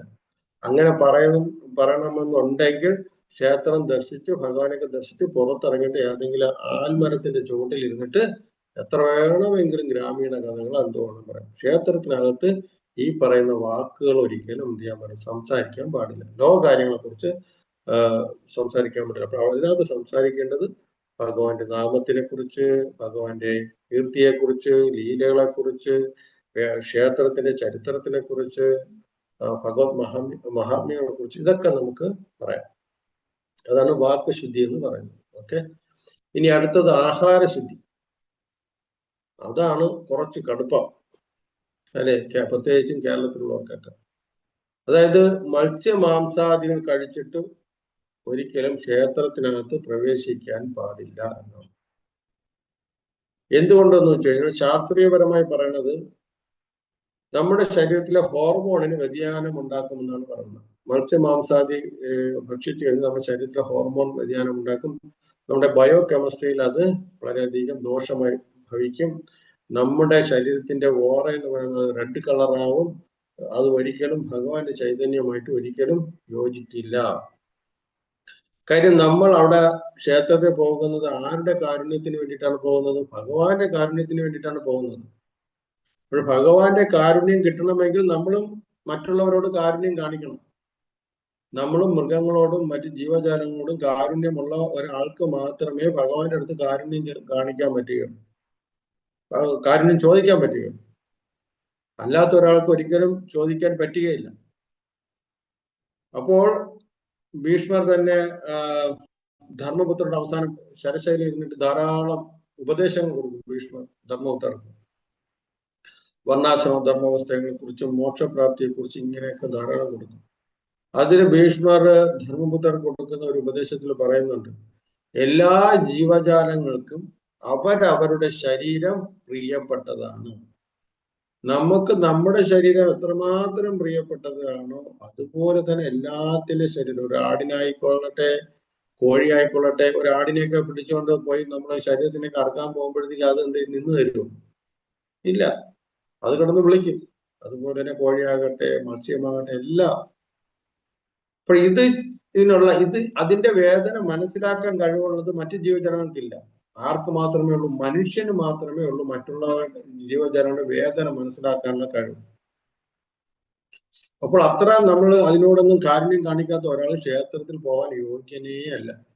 അതാണ് ഞാൻ ആദ്യമേ പറഞ്ഞത്. ക്ഷേത്രത്തിൽ പോകാൻ യോഗ്യത പഞ്ചശുദ്ധിയുള്ള ആളുകൾക്കാണ് ക്ഷേത്രത്തിൽ പോകാൻ യോഗ്യത. എങ്കിൽ മാത്രമേ പ്രയോജനം ഉണ്ടാകും. അതുപോലെ തന്നെ ഭഗവാൻ വേദങ്ങളിൽ പറയുന്നുണ്ട്, മാം ഹിംസ്യാദി സർവഭൂതാനി, ഒരു ജീവജാലങ്ങളെയും കൊല്ലാൻ നിനക്ക് അവകാശമില്ല. ആരോടാണ് പറയുന്നത് ഭഗവാൻ? ആ വേദങ്ങൾ ആർക്ക് വേണ്ടിയിട്ടുള്ളതാണ്? മനുഷ്യർക്ക് വേണ്ടിയിട്ടുള്ളതാണ്, മൃഗങ്ങൾക്ക് വേണ്ടിയിട്ടുള്ളതാണ്. മനുഷ്യന് പ്രത്യേകമായിട്ടുള്ള ബുദ്ധിയും വൈഭവങ്ങളും ഉള്ളത് കൊണ്ട് മനുഷ്യർക്ക് ഈ 84 ലക്ഷം ജീവജാലങ്ങളിൽ ഏറ്റവും ശ്രേഷ്ഠ ജീവിയാണ് ആര്? മനുഷ്യൻ എന്ന് പറയുന്നത്. അവനാണ് ചിന്തിക്കാനുള്ള കഴിവുള്ളത്, ബുദ്ധി വളരെയധികം കൂടുതലുള്ളത്. അവനാണ് ഈ ലോകത്തിന്റെ എല്ലാ കാര്യങ്ങളെ കുറിച്ചും മനസ്സിലാക്കുന്ന കഴിവുള്ളത്. അതുകൊണ്ട് ആ മനുഷ്യന് മനസ്സിലാക്കാനാണ് ഭഗവാൻ മനുഷ്യരൂപത്തിൽ അവതാരം എടുത്തിട്ട് ഈ വേദങ്ങളും ഉപനിഷത്തുകളെല്ലാം തന്നത്. അതിൽ പറയുന്നുണ്ട്, മാം ഹിംസ്യാദി സർവഭൂതാനി, ജീവജാലങ്ങളെ നീ കൊല്ലാൻ പാടില്ല. ഭഗവത്ഗീതയിൽ പറയുന്നുണ്ട്, അദ്യുഷ്ട സർവഭൂതാന മൈത്ര കരുണ ഏവജ. എല്ലാ ജീവജാലങ്ങളും മൈത്രയും കരുണയും ഉണ്ടായിരിക്കണം. സർവഭൂതന ഒരു ജീവജാലം ദേഷ്യം പാടില്ല, വെറുപ്പുണ്ടാകാൻ പാടില്ല. എല്ലാത്തിനോടും കരുണ, ദയ ഇതൊക്കെ ഉണ്ടാകും. അപ്പൊ ഇങ്ങനെ കാണിക്കുന്ന ഒരാൾക്ക് മാത്രമേ ആരിൽ നിന്ന് കാരുണ്യം കിട്ടുകയുള്ളൂ? ഭഗവാനിൽ നിന്ന് കാരുണ്യം കിട്ടുകയുള്ളൂ. ക്ഷേത്രത്തിൽ ഇരിക്കുന്ന ആ മൂർത്തിയിൽ നിന്ന് നമുക്ക് കാരുണ്യം കിട്ടുകയുള്ളൂ. അതുകൊണ്ട് ആഹാരശുദ്ധി വളരെയധികം പ്രധാനപ്പെട്ടതാണ്. അത് വളരെയധികം പ്രധാനപ്പെട്ടതാണ്. അപ്പൊ ആഹാരശുദ്ധി വേണം നമുക്ക്. പിന്നെ അടുത്ത കർമ്മശുദ്ധി, അഞ്ചാമത്തതാണ് കർമ്മശുദ്ധി എന്ന് പറയുന്നത്. അതായത് കൈക്കൂലി, തട്ടിപ്പ്, കാപട്യം, വഞ്ചന ഇതൊന്നും ഉള്ള ആൾക്കാർ, ഈ മനോഭാവം ഇങ്ങനെയൊക്കെ ചെയ്യുന്ന ആൾക്കാർക്ക് ഒരിക്കലും ക്ഷേത്ര പ്രവേശനം പറഞ്ഞിട്ടില്ല. എന്തുകൊണ്ട് പറഞ്ഞിട്ടില്ല? അവിടെ ഇരിക്കുന്ന ആള് ധർമ്മത്തിനെ സ്ഥാപിക്കാൻ വേണ്ടിയിട്ട് വന്നിട്ടുള്ള ആളാണ്, അല്ലേ? അധർമ്മികളെ ഇല്ലാതാക്കി ധർമ്മത്തിന് പുനഃസ്ഥാപിക്കാൻ വേണ്ടിയിട്ട് അവതരിച്ച ആളാണ് അവിടെ ഇരിക്കുന്ന ആൾ. അപ്പോൾ അങ്ങനെയുള്ള ആ ഭഗവാന്റെ അടുത്ത് ഈ പറയുന്ന വഞ്ചനക്കാരും തട്ടിപ്പും അക്രമശീലമുള്ളവരും ഇവരൊന്നും പോകാൻ പറ്റില്ല. പോയി പ്രാർത്ഥിച്ചിട്ട് ഒരു പ്രയോജനം ഉണ്ടാകും. ഇതൊക്കെ കഴുകി കളഞ്ഞിട്ട് വേണം പോവേണ്ടത്. ഭഗവാന്റെ അടുത്ത് പോകണമെങ്കിൽ ഞാൻ ഇനി ഇതൊന്നും ചെയ്യുകയില്ല എന്ന് പശ്ചാത്തപിച്ചിട്ട് വേണം പോകേണ്ടത്. പിന്നെ അവർ പോയതിനു ശേഷം വീണ്ടും വന്നിട്ട് വീണ്ടും അവരുടെ ഈ രീതികൾ വഞ്ചന ചെയ്ത ഭഗവാൻ അക്സെപ്റ്റ് ചെയ്യില്ല. അങ്ങനെയുള്ളവർക്ക് ഒരിക്കലും ക്ഷേത്ര പ്രവേശനം പറഞ്ഞിട്ടില്ല. നമ്മൾ ക്ഷേത്രത്തിൽ പ്രവേശിക്കുമ്പോൾ ഭയഭക്തി ബഹുമാനത്തോടു കൂടി വേണം നമ്മൾ ക്ഷേത്രത്തിൽ പ്രവേശിക്കേണ്ടത്. നമ്മളിപ്പോൾ സാധാരണ ഒരു പോലീസ് സ്റ്റേഷനിൽ നമ്മൾ ഒരു പരാതി കൊടുക്കാൻ പോകുമ്പോഴത്തേക്ക്, പരാതിയുമായിട്ട് പോകും, നമ്മൾ ആദ്യം ആ പോലീസ് സ്റ്റേഷനിലേക്ക് പ്രവേശിക്കുമ്പോൾ തന്നെ അവിടെ വല്ല പാറാവുകാരൻ ഉണ്ടെങ്കിൽ അയാളെ നമ്മൾ ബഹുമാനിക്കും. എന്നിട്ട് അതിനകത്തേക്ക് പ്രവേശിക്കുമ്പോൾ ചിലപ്പോൾ അവിടെ നിൽക്കുന്ന കള്ളന്മാരായിരിക്കും, നമ്മൾ അറിയാതെ ബഹുമാനിക്കും. നമുക്കറിയില്ല കള്ളനാണോ മഫ്തി പോലീസാണോ എന്ന് അറിയില്ല, അവനെയും ബഹുമാനിക്കും. അപ്പോഴായിരിക്കും അടുത്ത് നിന്ന് എസ് ഐ ചോദിക്കുന്നത്, നീ എന്തിനാ അവനെ കണ്ടു തൊഴുതെന്ന് ചോദിക്കും. അയ്യോ സാറേ അറിയില്ല, ഞാൻ വിചാരിച്ചു മഫ്തി പോലീസാണ്, നിങ്ങളെന്ന് കണ്ടാൽ തിരിച്ചറിയാൻ പറ്റുന്നില്ല, രണ്ടുപേരെ മുഖം ഒരുപോലെ ഇരിക്കുന്നു, രണ്ടും കള്ളന്മാരാണ് എന്നുള്ള രീതിയിൽ. അപ്പോഴേ പോലീസിന്റെ ചിലപ്പോൾ ഇൻസ്പെക്ടറിന് ദേഷ്യം വന്നിട്ട് ചിലപ്പോൾ പരാതിക്കാരനെ രണ്ടിടി കൂടെ കൊടുക്കും, അല്ലേ? അങ്ങനെയുള്ള പോലീസ് സ്റ്റേഷനിൽ നമ്മൾ പോകുന്നത് അങ്ങനെയാണ്, വളരെയധികം ബഹുമാനത്തോടു കൂടിയാണ് നമ്മൾ പോകുന്നത്. അതുപോലെ തന്നെ ക്ഷേത്രത്തിൽ പ്രവേശിക്കുമ്പോഴത്തേക്കും നമ്മൾ ഭയഭക്തി ബഹുമാനത്തോടു കൂടി വേണം നമ്മൾ പ്രവർത്തിക്കേണ്ടത്. കാര്യം ഭഗവത്ഗീതയിൽ പറയുന്നുണ്ട്, യഥാദിത്യഗതം തേജോ ജഗത്പാസയതേ അഖിലം യചന്ദ്രമാസി യച്ചാഗ്നോ തത്തേജോ വിധി മാമകം. ആദിത്യഗതം തേജോ ജഗത്പാസയതോ അഖിലം, അല്ലെ? ഈ പ്രപഞ്ചത്തിലെ എല്ലാത്തിനും, സൂര്യനും ചന്ദ്രനും എല്ലാം പ്രവർത്തിക്കുന്നത് ആരുടെ ആജ്ഞപ്രകാരമാണ്? ഭഗവാന്റെ ആജ്ഞപ്രകാരമാണ്. സർവ്വകോടാനുകോടി പ്രപഞ്ചങ്ങളും, സൂര്യനാകട്ടെ, ചന്ദ്രനാകട്ടെ, അഗ്നിയാകട്ടെ, എല്ലാം പ്രവർത്തിക്കുന്നത് ഭഗവാന്റെ ആജ്ഞപ്രകാരമാണ്. അങ്ങനെയുള്ള മൂർത്തിയാണ് നമ്മൾ ക്ഷേത്രത്തിൽ നമ്മൾ കാണാൻ പോകുന്നത്. ആ ഭഗവാനെ നമ്മൾ ബഹുമാനിക്കണം. ഘാമ വിശ്വജ ഭൂതാനി ധാരയാമിഹ മോദശ പുഷ്ണാമി ചൗഷധം സർവം, അല്ലെ? എല്ലാത്തിനും, ലോകത്തിന് മുഴുവൻ പ്രകാശമാനമാക്കി തീർക്കുന്ന ആ ഭഗവാനെയാണ് നമ്മൾ കാണാൻ പോകുന്നത്. ആ ഭഗവാനെ കാണാൻ പോകുമ്പോൾ നമ്മൾ ആ ബഹുമാനം, ഭയഭക്തി ഉണ്ടാകണം. പക്ഷെ നമ്മൾ സ്വാഭാവികമായിട്ട് നമ്മൾ പറയും, എനിക്ക് അങ്ങനെയുള്ള ഭയഭക്തി ബഹുമാനമൊന്നും വരുന്നില്ല, എന്ത് ചെയ്യാൻ പറ്റും എന്ന് നമ്മൾ വിചാരിക്കും. ശരി, നമുക്ക് മനസ്സിൽ വന്നില്ലെങ്കിലും ശരീരത്തിൽ അത് പ്രകടിപ്പിക്കുക. അതായത് നമസ്കരിക്കുക, തൊഴുക, ഇങ്ങനെ തൊഴുതു കയറുക, ഇതൊക്കെ ഒരു ഭയഭക്തി ബഹുമാനത്തിന് സിമ്പലാണ്. നമുക്ക് ഇല്ലെങ്കിലും നമ്മൾ എന്ത് ചെയ്യും? അങ്ങനെ കാണിക്കണം. കാണിക്കുമ്പോഴത്തേക്ക് എന്ത് സംഭവിക്കും? സ്വാഭാവികമായിട്ട് നമുക്കത് ഉണ്ടാകും. ഒരു ഉദാഹരണത്തിന്, നമുക്ക് വളരെ ദുഃഖിച്ചിരിക്കണം, മനസ്സ് വളരെ ദുഃഖം ഉണ്ടായി, ആ മനസ്സിന്റെ ദുഃഖം അറിയാതെ തന്നെ ശരീരത്തിലും പ്രകടമാകും. അപ്പോൾ അങ്ങനെ ഇരിക്കുമ്പോൾ ഒരാള് മനസ്സുകൊണ്ട് ദുഃഖിച്ചിരിക്കുന്ന ഒരാള് ഇരിക്കുമ്പോൾ ആ ശരീരത്തിൽ പ്രകടമാകും. അപ്പോൾ ഒരാൾ ചോദിക്കും, നീ ദുഃഖിതനായി കാണുന്നല്ലോ എന്ന് ചോദിക്കും. കാര്യം മനസ്സിലുള്ള ദുഃഖമാണ്, മനസ്സ് കാണാൻ പറ്റില്ല. പക്ഷെ അത് ശരീരത്തിൽ പ്രകടമായപ്പോഴത്തേക്ക് വേറൊരാൾക്ക് അത് മനസ്സിലായി, അയാൾ ദുഃഖിച്ചിരിക്കുന്നത് മനസ്സിലായി. അപ്പോൾ അതുപോലെ തന്നെ നമ്മൾ ദുഃഖിച്ചിരിക്കുമ്പോൾ ശരീരം കൊണ്ട് നമ്മൾ സന്തോഷിക്കാൻ വേണ്ടി ശ്രമിച്ചു കഴിഞ്ഞാൽ ആ സന്തോഷം ക്രമേണ മനസ്സിലേക്ക് വ്യാപിക്കും. അങ്ങനെ മനസ്സും ശരീരവും തമ്മിൽ പൂരകമാണ്. അങ്ങോട്ടും പരസ്പരം ബന്ധപ്പെട്ട് കിടക്കുകയാണ്. അപ്പോൾ അത് കാരണം നമ്മൾ ശരീരത്തിൽ കാണിക്കുന്ന, നമുക്ക് മനസ്സിൽ ആ ഭയഭക്തി ബഹുമാനം ഇല്ലെങ്കിൽ പോലും നമ്മൾ ആ രീതിയിൽ നമ്മൾ കാണിച്ചു കഴിഞ്ഞാൽ ക്രമേണ നമുക്ക് ആ ഭഗവാനോടുള്ള ഭയഭക്തി ബഹുമാനം ഉണ്ടാകും. മാത്രമല്ല ഭഗവാന്റെ ജ്ഞാനം നമ്മൾ സ്വീകരിക്കുന്നതോടെ നമുക്ക് മനസ്സിലാകുമോ, നമ്മൾ വിചാരിക്കുന്ന രീതിയിലുള്ള ആളല്ല ഭഗവാൻ. ഈ കോടാനുകോടി പ്രപഞ്ചങ്ങളെല്ലാം പരിപാലിക്കുന്ന ഭഗവാൻ. ആ ഭഗവാന്റെ അടുത്തേക്കാണ് ഞാൻ പോകുന്നത്. ബഹുമാനം വേണം. ഞാൻ ആ ഭഗവാന്റെ മുന്നിൽ വളരെ നിസ്സാരൻ. ആ ഭഗവാൻ ഈ കോടാനുകോടി ബ്രഹ്മാണ്ടങ്ങളുണ്ട്. ആ ബ്രഹ്മാണ്ടങ്ങൾ എത്ര കോടാനുകോടി, അതിനെക്കാട്ടി കോടാനുകോടി ജീവാത്മാക്കളുണ്ട്. ആ ജീവാത്മാക്കൾ ഞാൻ ഒരു ചെറിയൊരാൾ. ആ ഭഗവാൻ എന്നെ എങ്ങനെ മനസ്സിലാക്കാൻ പറ്റും? ആ ഒരു ഭക്തി നമുക്ക് വേണം. ഭഗവാനെ ഇത്രയും കോടാനുകോടി ജൈവാത്മാക്കളുണ്ടല്ലോ, എന്നെയും ഒന്ന് അങ്ങ് എന്റെ മേലും ഒന്ന് കാരുണ്യം കാണിക്കണമേ എന്നുള്ളൊരു ഭാവം നമുക്കുണ്ടാകണം. ആ വളരെ നിസ്സാരനാണ് എന്നുള്ള ഭാവം വേണം. അല്ല ഭഗവാന്റെ മുമ്പിൽ ചെന്ന് കൈയും കെട്ടി നിന്നിട്ട് വലിയ ഗർവ്വകാരൻ, ഞാൻ ഇവിടുത്തെ കമ്മിറ്റിക്കാരൻ, ഞാനൊരു മന്ത്രിയാണ്, ഞാൻ അതാണ് ഇതാണെന്ന് പറഞ്ഞിട്ട് ആ ഗർവ് കാണിച്ചുകൊണ്ട് നിന്ന് കഴിഞ്ഞാൽ ഒന്നും കിട്ടില്ല. ഒന്നും കിട്ടുക മാത്രമല്ല, ഈ നമ്മുടെ നേരത്തെ പറഞ്ഞ ഭൂതഗണങ്ങളുണ്ട് അവിടെ. ഭഗവാന്റെ സർവന്റുകളുണ്ട്, വിശ്വസ്തരായ സർവന്റുകളുണ്ട്. അവര് നോട്ട് ചെയ്യും. എന്നിട്ട് നേരെ വലിയ കഷ്ടപ്പാട് കൊടുക്കും അവർക്ക്. മരണസമയത്തോ മരണാനന്തര ജീവിതത്തിന് ശേഷം വളരെയധികം കഷ്ടപ്പാട് കൊടുക്കും. ഭഗവാന്റെ മുന്നിൽ ഗർവ് കാണിക്കുന്ന ആൾക്കാർ. അപ്പോഴവര് ഗർവം കാണിക്കും, വലിയ പദവിയുടെയും പണത്തിന്റെയൊക്കെ ഇതിൽ. പക്ഷെ പിന്നീട് അവര് അനുഭവിക്കും. പല ആൾക്കാരെ നമ്മൾ കഷ്ടപ്പെടുന്നവരെ കാണുന്നുണ്ട് നമ്മുടെ ഇപ്പോൾ തന്നെ വർത്തമാന ജീവിതത്തിൽ. അവരൊക്കെ കഴിഞ്ഞ ജന്മത്തിൽ പലതരത്തിലുള്ള ഈ പറയുന്ന ആയിരുന്നിട്ടുണ്ടായിരിക്കും. അതുകൊണ്ടാണ്. അപ്പോഴങ്ങനെ നമുക്കൊരു ഭയഭക്തി ബഹുമാനം ഭഗവാനോട് വേണം. ആ കർമ്മശുദ്ധിയിൽ ഭയഭക്തി ബഹുമാനം നമുക്ക് വേണം. പിന്നെ നമ്മൾ ഭഗവാന്റെ ക്ഷേത്രത്തിലേക്ക് പ്രവേശിക്കുമ്പോഴത്തേക്ക് നമ്മൾ ആദ്യം വിചാരിക്കണം, ഗോപുരം കാണും. ആ ഗോപുരം കണ്ടുടൻ തന്നെ നമ്മൾ വിചാരിക്കുന്നത് ഇത് ഭഗവാന്റെ പാദമാണ്. ഈ ഗോപുരം തൊട്ടാണ് ഞാൻ ഭഗവാന്റെ ശരീരത്തിലേക്ക് പ്രവേശിക്കാൻ പോകുന്നത്. അപ്പോൾ ആ ഗോപുരത്തിന്റെ മുമ്പിൽ നമ്മൾ നമസ്കരിക്കണം. പക്ഷെ ആരും ചെയ്യാറില്ല. പല ക്ഷേത്രങ്ങളും വൃത്തിഹീനമായി കിടക്കുന്നതുകൊണ്ട് ആരും അങ്ങനെ ചെയ്യാറില്ല. അവിടെ നമസ്കരിച്ചു കഴിഞ്ഞാൽ ചില ആളുകളൊക്കെ ആ ക്ഷേത്രത്തിന് മുമ്പിൽ തുപ്പുകയും വെറ്റില മുറിക്കുകയൊക്കെ അങ്ങനെ ഇട്ടുകയും അങ്ങനെ കിടക്കും. കാര്യം ഇപ്പോഴത്തെ ശോചനീയമായ അവസ്ഥയാണ്. കാര്യം എല്ലാവരും ആ ഒരു കൾച്ചറിലേക്ക് മോശമായ ഒരു കൾച്ചറിലേക്ക് പോകുന്നതുകൊണ്ടാണ് അങ്ങനെ സംഭവിക്കുന്നത്. പണ്ട് കാലങ്ങൾക്ക് ക്ഷേത്രങ്ങളെല്ലാം വളരെ വൃത്തിയായിട്ടുണ്ട്. നമ്മുടെ ഇസ്കോൺ ക്ഷേത്രം നോക്കുക, എപ്പോഴും വളരെ ക്ലീനാണ്. എപ്പോഴും ക്ലീനാണ്, എല്ലായിടും ക്ലീനായിട്ടുണ്ട്. പക്ഷെ മറ്റു ക്ഷേത്രങ്ങൾ അങ്ങനെ ഉണ്ടാവണമെന്നില്ല. എവിടെയായിരുന്നാലും നോർത്ത് ഇന്ത്യയിലായിരുന്നാലും സൗത്ത് ഇന്ത്യയിലായിരുന്നാലും ചില ക്ഷേത്രങ്ങളൊക്കെ വളരെ ക്ലീനാണ്. പത്മനാഭസ്വാമി ക്ഷേത്രമൊക്കെ വളരെ ക്ലീനാണ്, ഗുരുവായൂരും വളരെ ക്ലീനാണ്. എന്നാൽ ചില ക്ഷേത്രങ്ങളൊന്നും അങ്ങനെയൊന്നും നമുക്ക് കാണാൻ പറ്റില്ല. അപ്പോൾ നമ്മൾ ഇപ്പം പറയാൻ വന്നത്, നമ്മൾ എത്ര വൃത്തിഹീനമാണെങ്കിൽ പോലും നമ്മൾ ഭഗവാന്റെ ആ ക്ഷേത്രത്തില് ഗോപുരത്തിന്റെ മുമ്പിൽ നമ്മൾ എന്ത് ചെയ്യണം? ഭഗവാനെ നമസ്കരിക്കണം. എന്നിട്ട് വേണം നമ്മൾ പ്രവേശിക്കേണ്ടത്. അപ്പൊ നമ്മൾ പ്രവേശിക്കുമ്പോൾ മനസ്സ് പറയണം, ഞാൻ ഭഗവാന്റെ ശരീരത്തിലേക്ക് പ്രവേശിക്കുകയാണ്. അപ്പോൾ പ്രവേശിച്ചപ്പോൾ എനിക്ക് ഭഗവാനെ കാണാൻ പറ്റിയില്ല, പക്ഷെ എനിക്ക് സൂചന കിട്ടി. എന്താണ് സൂചന?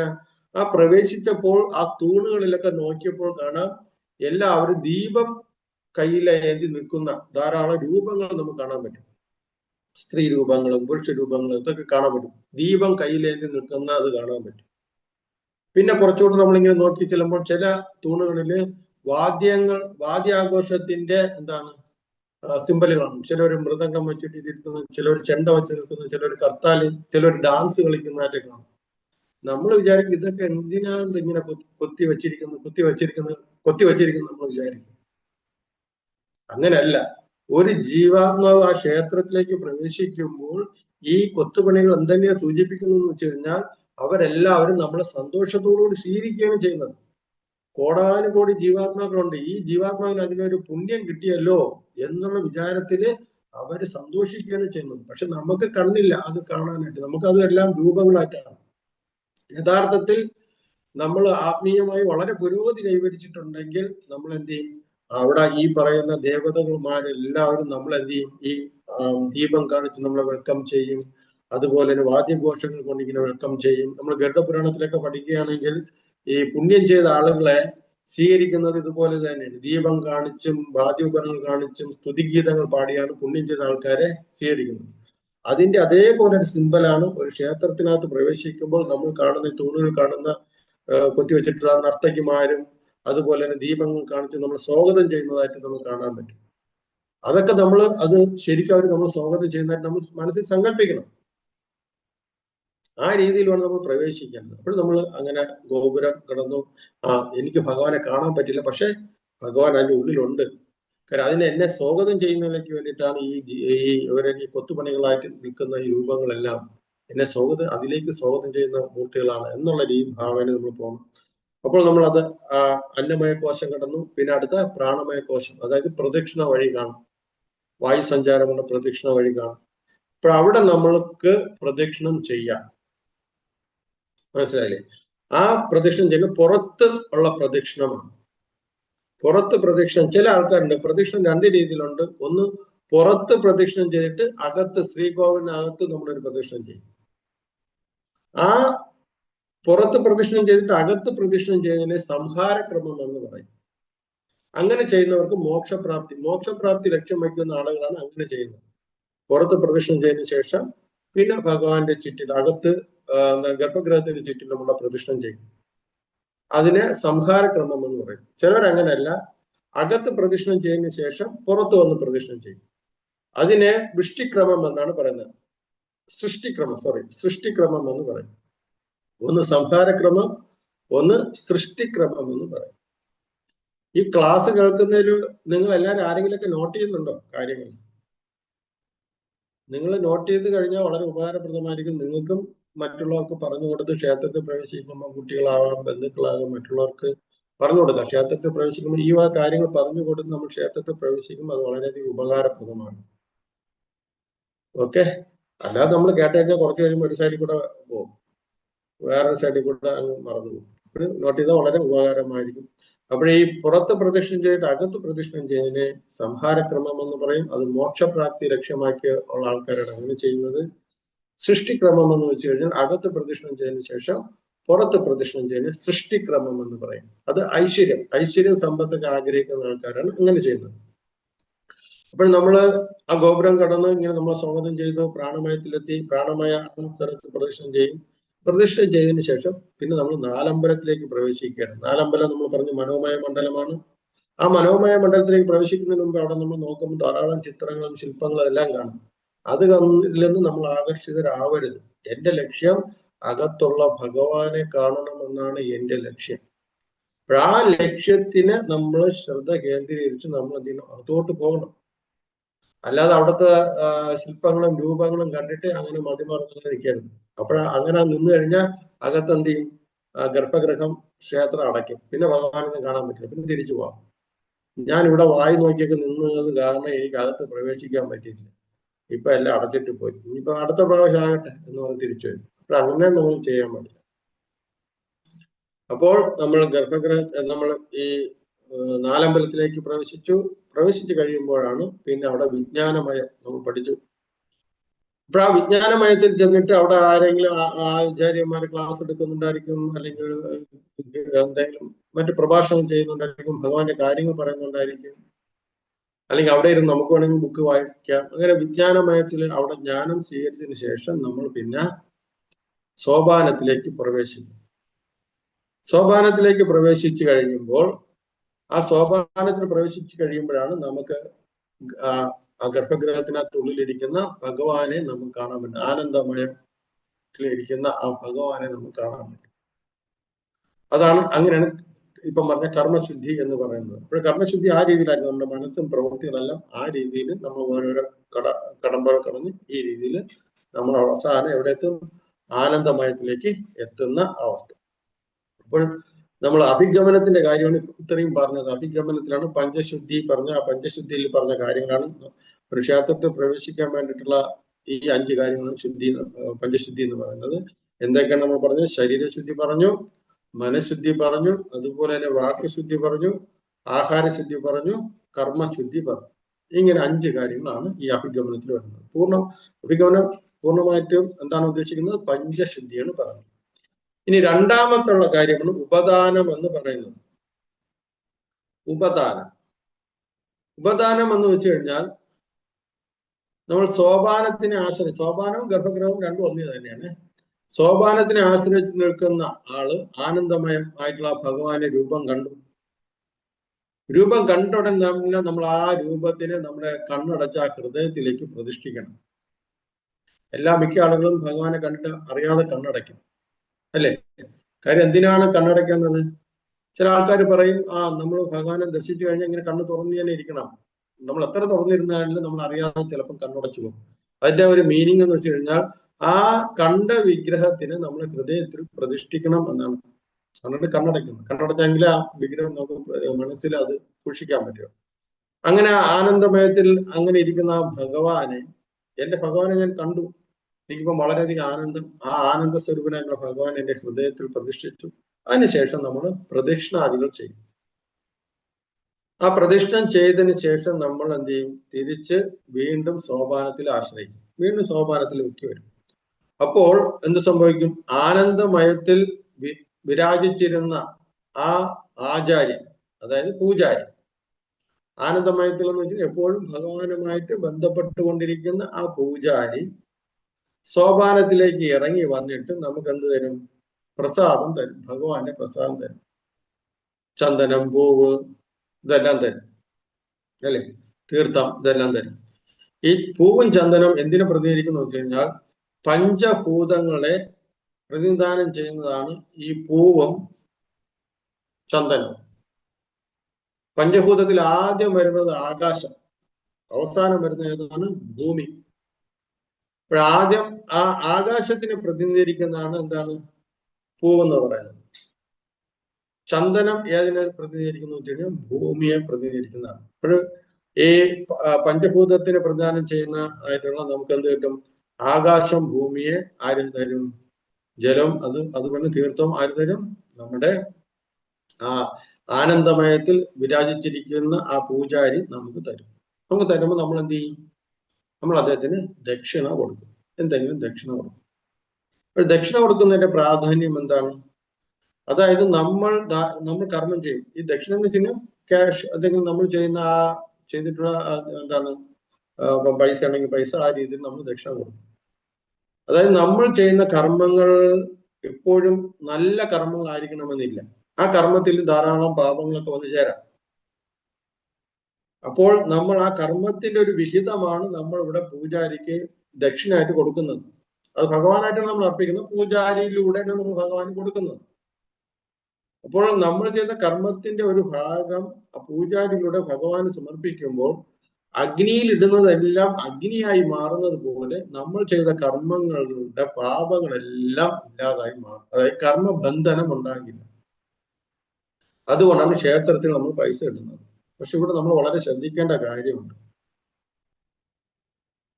പരിശുദ്ധമായിട്ടുള്ള ഒരു ക്ഷേത്രത്തിൽ നിൽക്കുന്ന ആൾക്കാരെല്ലാവരും അങ്ങനെയുള്ളതാണെങ്കിൽ നമ്മൾ ആ പൈസ കൊടുത്ത് നമുക്ക് ദക്ഷിണ കൊടുക്കുന്ന എന്തിനു വേണ്ടിയിട്ടാണ്? ആ പൂജാരിക്ക് ദൈനംദിന കാര്യം, ക്ഷേത്രത്തിന് ധാരാളം ചെലവുകളുണ്ട്, ക്ഷേത്രത്തിന്റെ മെയിൻ്റെനൻസിന് ധാരാളം ചെലവുകളൊക്കെ ഉണ്ട്. അപ്പോൾ അതൊക്കെ പരിപാലിക്കണമെങ്കിൽ നമ്മളെ പോലുള്ള ആളുകൾ ദക്ഷിണ കൊടുത്തെങ്കിലേ പറ്റുള്ളൂ.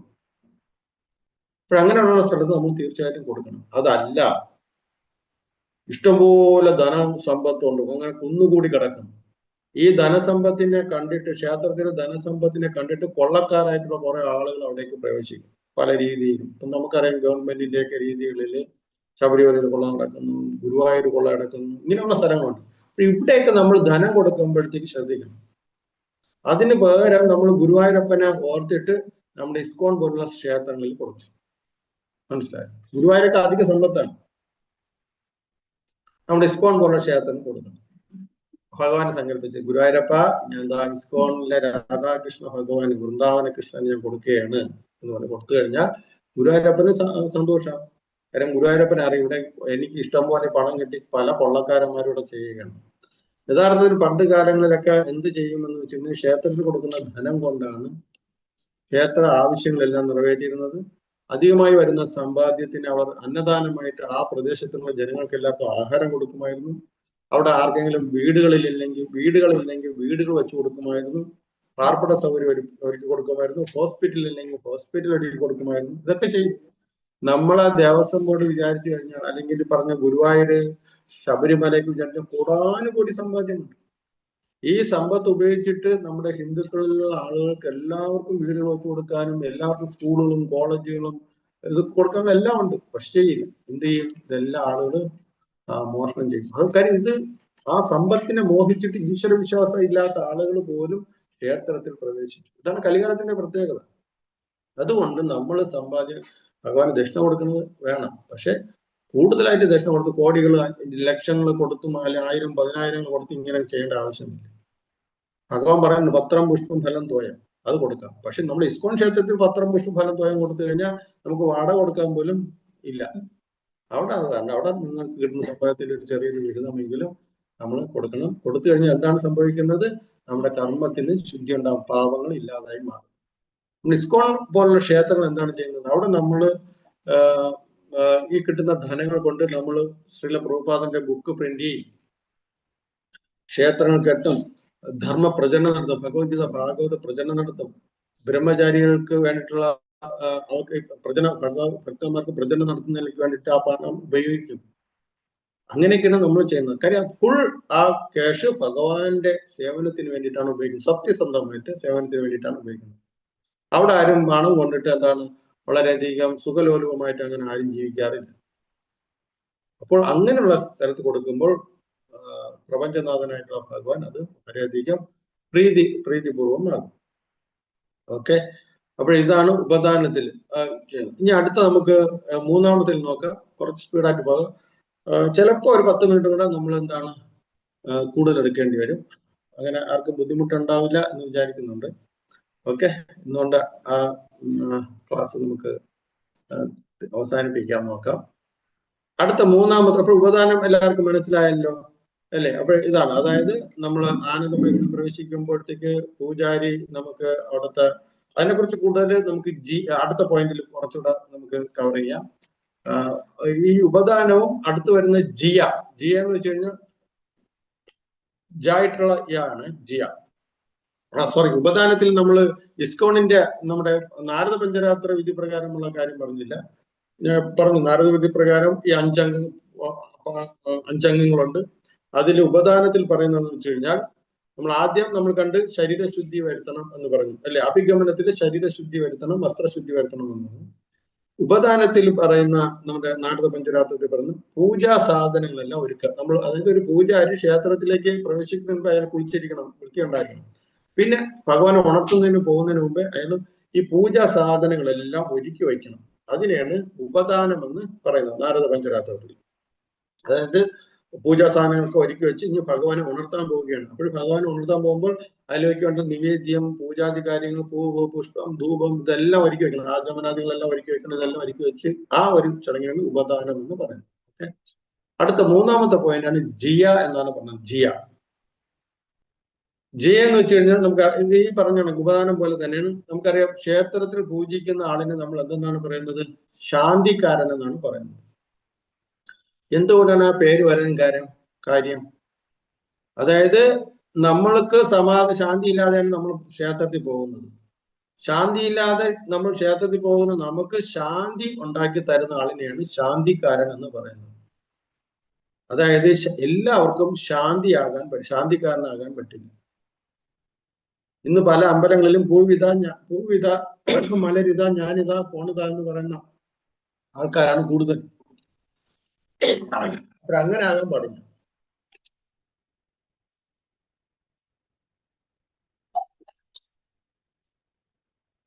ഇപ്പൊ ശാന്തിക്കാരൻ എന്ന് വെച്ച് കഴിഞ്ഞാൽ അയാൾ ഉപാസനയും യമനിയമങ്ങളെല്ലാം പാലിച്ച് നാമജപം, തപശ്ചര്യകള്, വൃതാനുഷ്ഠാനങ്ങള്, ശാസ്ത്രങ്ങൾ പഠിച്ച് ഇതെല്ലാം പഠിച്ച് അയാൾ എന്ത് ചെയ്യണം? നല്ല ആധ്യാത്മികമായി അദ്ദേഹം ശക്തി ആർജിച്ചിരിക്കണം. അങ്ങനെ ഒരാൾക്ക് മാത്രമേ ശാന്തിക്കാരനാകാൻ പറ്റുള്ളൂ. അങ്ങനെയുള്ള ഒരാൾക്ക് മാത്രമേ ഈ ക്ഷേത്രത്തിൽ വരുന്ന ഭക്തജനങ്ങൾക്ക് എന്താണ് ജ്ഞാനം പകർന്നു കൊടുക്കുകയും അദ്ദേഹത്തിന്റെ ആധ്യാത്മിക ശക്തിയുടെ പ്രഭാവം കൊണ്ട് അവർക്കും ശാന്തി കൊടുക്കാൻ പറ്റുകയുള്ളൂ. മാത്രമല്ല, ക്ഷേത്രത്തിലിരിക്കുന്ന മൂർത്തിയെ വളരെയധികം പരിപോഷപ്പെടുത്താനും കഴിയുന്നത് ഈ ശാന്തിക്കാരന് മാത്രമേ പറ്റുകയുള്ളൂ. ആ ശാന്തിക്കാരൻ അത്രയധികം ശുദ്ധിയുള്ള ആളായിരിക്കണം. അദ്ദേഹം യമനിയമങ്ങൾ പാലിച്ചിരിക്കണം. അല്ല മുറുക്കാനും കഴിച്ച് സിഗരറ്റും വലിച്ച് മദ്യം കുടിച്ച് പൂജയ്ക്ക് ആളില്ലാത്തതുകൊണ്ട് ഏതെങ്കിലും ഒരു പൂജാരിക്ക് ഏതെങ്കിലും ഒരാളിനെ വിളിച്ചുകൊണ്ട് പൂണുന്നൂരും കൊടുത്ത് തന്ത്രം അറിഞ്ഞൂടെ എവിടെയെങ്കിലൊക്കെ എന്തെങ്കിലുമൊക്കെ പറഞ്ഞിട്ട് നിൽക്കുന്ന ആളിന് അങ്ങനെ ഒരിക്കലും ആകാൻ പാടില്ല. അതാണ് പറഞ്ഞത്, എല്ലാവർക്കും ശാന്തിക്കാരനാകാൻ പറ്റില്ല. അയാളെ തപശ്ചര്യകൾ യമനിയമങ്ങൾ പാലിക്കണം, തപശ്ചര്യകൾ അനുഷ്ഠിക്കണം, ആധ്യാത്മികമായിട്ടുള്ള എല്ലാ കാര്യങ്ങളും ചെയ്തിരിക്കണം, ശാസ്ത്ര പഠനം വേണം. ഇങ്ങനെ എല്ലാ ഉപാസനകളിലൂടെ അദ്ദേഹം തന്റെ ആധ്യാത്മിക ശക്തി വർദ്ധിപ്പിച്ചിരിക്കണം. അങ്ങനെ ഉള്ള ഒരാളിന് മാത്രമേ അവിടെ വരുന്ന ആൾക്കാർക്ക് തന്റെ ആധ്യാത്മിക ശക്തി കൊടുത്ത് അവരെ എന്ത് ചെയ്യുക, അവരെയും ആധ്യാത്മികമായി ഉണർത്താൻ പറ്റുകയുള്ളൂ. ഇത് 3 രീതി പറഞ്ഞു. അതായത് 3 രീതിയിലുള്ള ദീക്ഷ പറയുന്നുണ്ട്. മന്ത്രദീക്ഷ, ജ്ഞാനദീക്ഷ, ശാക്തിക ദീക്ഷ, ശക്തി ദീക്ഷ, ഇങ്ങനെ പറയുന്നുണ്ട്. ഈ പൂജാരിക്ക് അങ്ങനെ കൊടുക്കാൻ പറ്റും. പൂജാരിക്ക് നല്ലൊരു പൂജാരിയാണെങ്കിൽ അയാൾക്ക് മന്ത്രദീക്ഷ കൊടുക്കാൻ പറ്റും, അയാൾക്ക് ജ്ഞാനദീക്ഷ കൊടുക്കാൻ പറ്റും, അതുപോലെ ശാക്തിക ദീക്ഷ കൊടുക്കാനും പറ്റും. കാര്യം അദ്ദേഹം നിൽക്കുന്നത് എപ്പോഴും ആരുടെ അടുത്താണ്? ഭഗവാന്റെ അടുത്താണ് നിൽക്കുന്നത്. ഭഗവാനുമായിട്ട് ബന്ധമുള്ളതാണ്. അപ്പൊ അദ്ദേഹത്തിന് അത്ര അധികം പവർ അദ്ദേഹത്തിന് ഉണ്ടായിരിക്കും, ശക്തി ഉണ്ടായിരിക്കും. അപ്പോൾ ഈ പൂജാരി വരുന്ന ആളുകൾക്ക് എന്താണ്, ശാന്തി കൊടുക്കാനുള്ള കഴിവുണ്ടായിരിക്കണം. അപ്പോൾ ഈ പൂജാരിയാണ് എന്ത് ചെയ്യുന്നത്. അപ്പോൾ നമ്മൾ ക്ഷേത്രത്തിൽ പോകുമ്പോൾ നമ്മൾ ഭഗവാന് പലതും അർപ്പിക്കാം. നമ്മൾ വസ്ത്രം ഭഗവാന് കൊടുക്കാം, പൂക്കൾ ഭഗവാൻ സമർപ്പിക്കാം, പഴങ്ങൾ സമർപ്പിക്കണം. ഇതെല്ലാം നമ്മൾ സമർപ്പിക്കണം. ഏതെങ്കിലും ഒന്നെങ്കിൽ നമ്മൾ ഭഗവാന് കൊടുക്കണം, അല്ലേ? അതിപ്പോഴും ആളുകൾ ചെയ്യുന്നുണ്ട്. പൂക്കളെങ്കിലും കൊടുക്കുന്നുണ്ട്, പഴങ്ങൾ കൊടുക്കുന്നുണ്ട്. ഇത് കൊടുക്കണം. കൊടുത്തു കഴിഞ്ഞാല് ആ ക്ഷേത്രത്തിൽ ഇരിക്കുന്ന പ്രസാദം വാങ്ങിക്കാൻ നമ്മൾ അർഹരായിട്ടുള്ളൂ. ക്ഷേത്രത്തിൽ നിന്ന് കിട്ടുന്ന പ്രസാദം നമ്മൾ വെറും ഒരു വെള്ളമായിട്ടോ പൂവായിട്ടോ ചന്ദനമായിട്ടോ കരുതാൻ പാടില്ല. അത് ഭഗവാന്റെ സ്പർശമേറ്റിട്ടുള്ള ഭഗവത് ചൈതന്യമുള്ള വസ്തുക്കാണ്. അതല്ല തീർത്ഥമായാലും പൂവായാലും ചന്ദനമായാലും നമുക്ക് ആ ശാന്തിക്കാരൻ തരുന്ന ആ വസ്തുക്കൾ എല്ലാം ഭഗവാന്റെ ചൈതന്യം തൊട്ടിട്ടുള്ള വസ്തുവാണ്.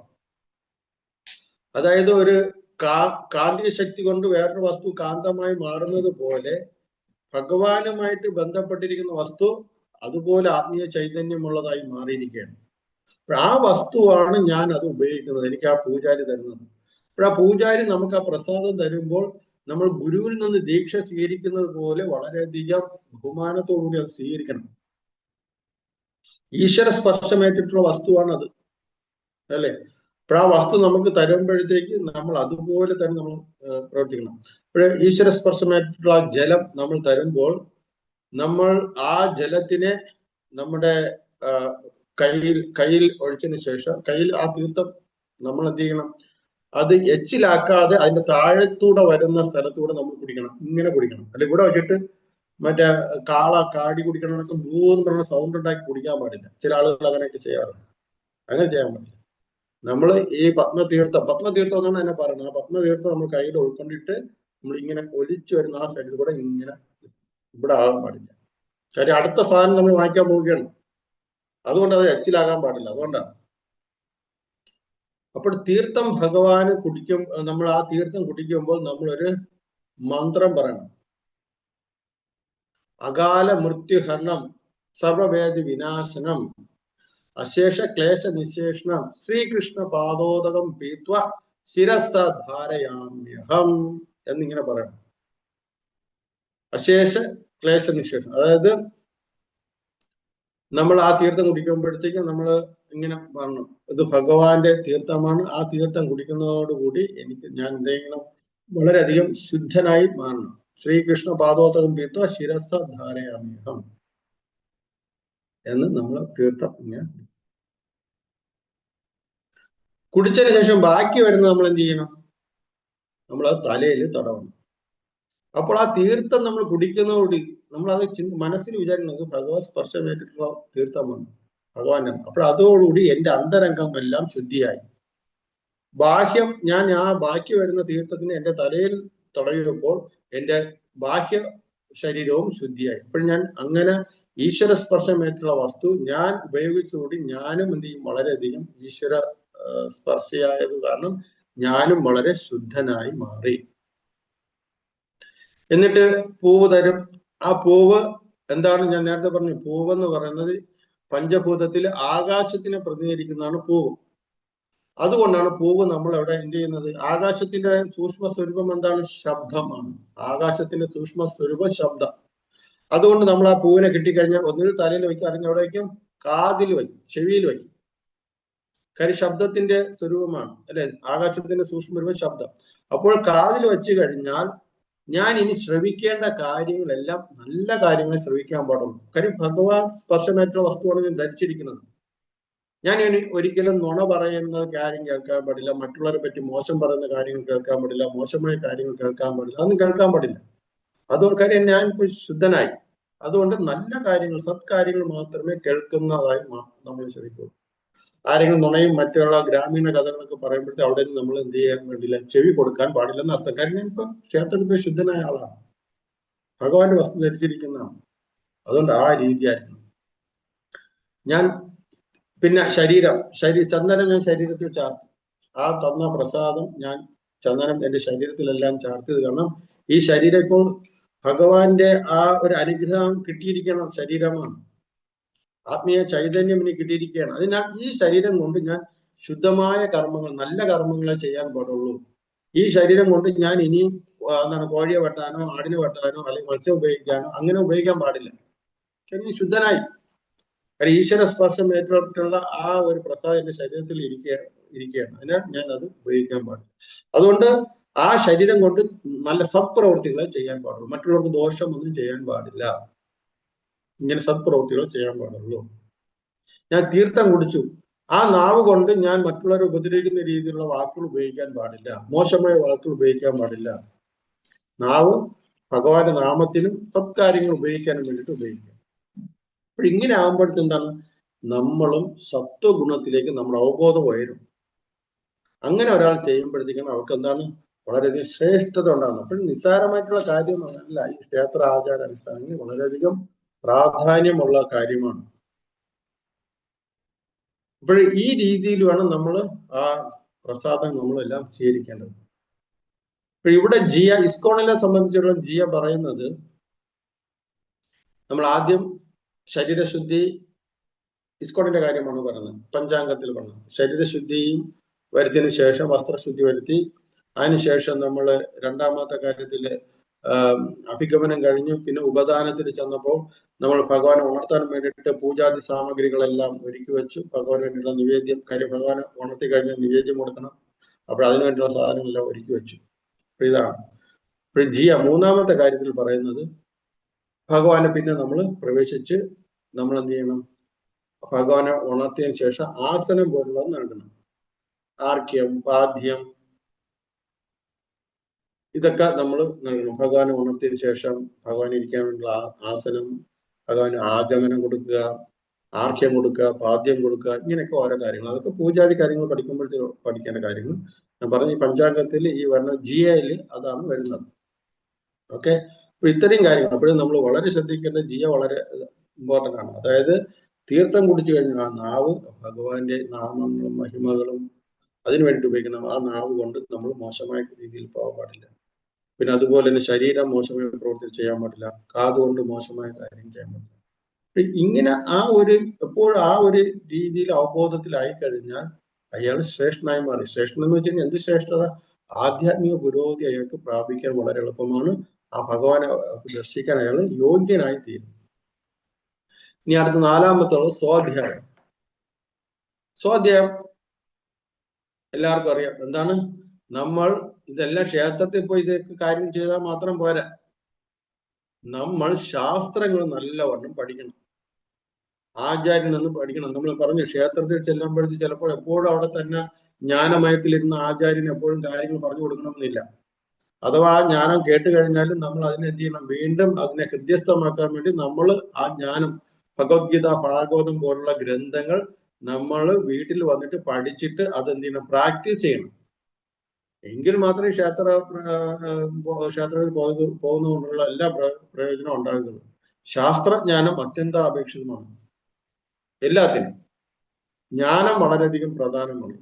സർവകാരണത്തിനും ജ്ഞാനം വളരെയധികം പ്രധാനമാണ്. അതിനാൽ സ്വാധ്യായം ചെയ്യണം. സ്വാധ്യായം വെച്ചാൽ എപ്പോഴും ഭഗവത്ഗീത, നിത്യം ഭാഗവത സേവയാന്ന് പറയുന്നു. ദിവസേന ഭാഗവതം പഠിക്കണമെന്നാണ് ഭഗവാൻ പറഞ്ഞത്. നിത്യം എല്ലാ ദിവസവും ഭഗവത്ഗീത, ഭാഗവതം തുടങ്ങിയവ അതെല്ലാം നമ്മൾ പഠിക്കണം. അതാണ് നാലാമത്തെ കാര്യം. ഇതൊക്കെ വളരെ വിശദീകരിക്കാനുണ്ട്, പക്ഷെ സമയത്തിന്റെ കുറവ് കാരണം നമ്മൾ വിശദീകരിക്കുന്നില്ല. പിന്നീട് എപ്പോഴെങ്കിലൊക്കെ നമുക്ക് വിവിധ ക്ലാസ്സുകൾ നമുക്ക് സ്വാധ്യായം വളരെ വിശദീകരിക്കാനൊന്നുമില്ല. ഭഗവത്ഗീത, ഭാഗവതമൊക്കെ പഠിക്കുക. അടുത്ത അഞ്ചാമത്തെ കാര്യമാണ് യോഗം എന്ന് പറയുന്നത്. ഇപ്പോഴ് നമ്മുടെ പഞ്ചരാത്ര വിധി പ്രകാരം നാരദ പഞ്ചരാത്രത്തിന്റെ സ്വാധ്യായത്തിൽ ഇത് തന്നെ പറയുന്നത് ശാസ്ത്രങ്ങൾ പഠനം എന്നാണ് പറയുന്നത്. അടുത്ത 5-ാമതാണ് യോഗം. യോഗം എന്ന് വെച്ച് കഴിഞ്ഞാൽ ഭഗവാൻ യോഗം നമുക്കറിയാം. ഭക്തിയോഗം, ജ്ഞാനയോഗം, കർമ്മയോഗം ഒക്കെ നമ്മൾ പഠിച്ചിട്ടുണ്ട്. അതുപോലെ തന്നെ ഈ യോഗം എന്താണ്? ഭഗവാനുമായി ചേരാനുള്ള പ്രവർത്തനം. എന്താണ് ഭഗവാനുമായി ചേരാനുള്ള ഏറ്റവും പ്രവർത്തനം? എന്തൊക്കെയാണ്? ശ്രവണം, കീർത്തനം, സ്മരണം, പാദസേവനം, അർച്ചനം, വന്ദനം, ദാസ്യം, ഇതെല്ലാം ഈ യോഗ പ്രവർത്തിക്കണം. അപ്പോഴ് ഭഗവാനുമായിട്ട് ചേരണമെങ്കിൽ വെറും ക്ഷേത്രം മാത്രം ദർശിച്ചുകൊണ്ട് പറ്റില്ല.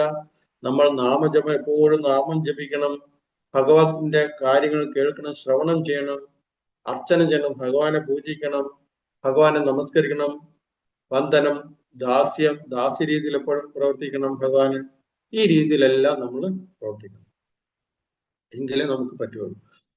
ഇനി അതിൽ നമ്മൾ ഇസ്കോണുമായിട്ട് നോക്കി കഴിഞ്ഞാൽ പറയുന്ന യോഗം എന്നുള്ളത് ക്ഷേത്രത്തിൽ പ്രവേശിക്കുന്നതിന് മുമ്പേ, അതായത് ഭഗവാനെ ഉണർത്തുന്നതിന് മുമ്പ് അല്ലെങ്കിൽ നമ്മളതെല്ലാം ഒരുക്കിയതിനു ശേഷം മുമ്പ് ഭഗവാനെ നമസ്കരിക്കണം, ഭഗവാനെ കീർത്തിക്കണം, ഭഗവാനെ നാമം ചൊല്ലണം.